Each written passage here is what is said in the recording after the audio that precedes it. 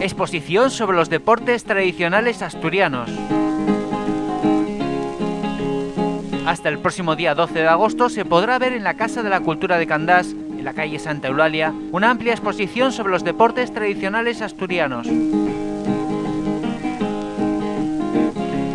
Los visitantes podrán conocer la historia, los modos de práctica y muchas más cosas en una muestra muy bien ilustrada con paneles, fotos, vídeos e incluso muestras de las piezas protagonistas de los distintos deportes tradicionales.